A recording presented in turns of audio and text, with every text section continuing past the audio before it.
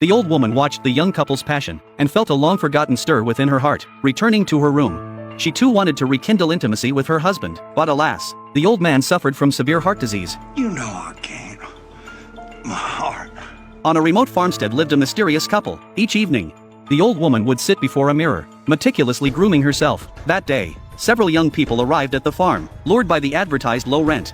They intended to rent the place to shoot a film. The old man warned them, there was only one rule here: do not venture out after dark, otherwise, they would bear all consequences themselves. The old man had barely left, when Maxine, returning to fetch something, spotted an old woman staring at her through the window. That eerie gaze sent a chill down her spine. Once everyone was ready, filming officially began. It turned out the crew was shooting an adult film, yet the actors' actions inside the room were being watched by the old woman next door. After wrapping for the night, Nichols from the crew headed into town for supplies. At that moment, he had completely forgotten the old man's warning from earlier. Then, the old woman appeared before his car. Their actions that day had stirred a long dormant desire within her. She slowly approached Nichols, feeling the vitality of youth radiating from him. How come you just did that? Won't you look at me?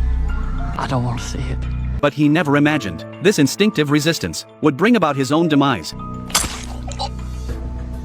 Meanwhile, Lorraine grew concerned as Nichols didn't return. She stepped outside to investigate, only to see the elderly landlord emerge. After Lorraine explained the situation, the old man seemed to grasp everything instantly. Have you seen my wife? No, sir.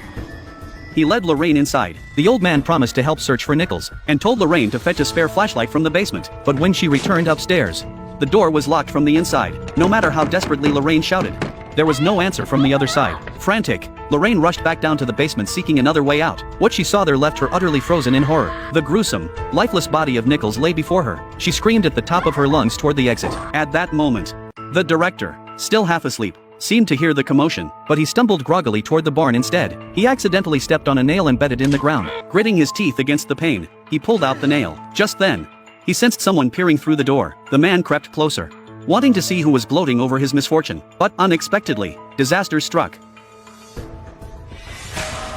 The old woman slowly approached, calmly covering up the crime scene, while the others inside were fast asleep. The old woman intended to kill them all tonight, but when she reached Maxine, seeing her flawless skin and perfect curves, she couldn't help but recall her younger self. She leaned in to feel the girl's warmth. Just as she was lost in the moment, Maxine suddenly awoke from her sleep. At that moment, Bobby heard the commotion. As she opened the door, she collided head-on with the fleeing old woman. Inside the room, Maxine was still screaming at her, calling her a freak. Bobby rushed out after her. By a small river, she saw the old woman standing alone. Just as Bobby opened her mouth to confront her, the old woman shoved her into the water. This had been the trap the old woman had set all along.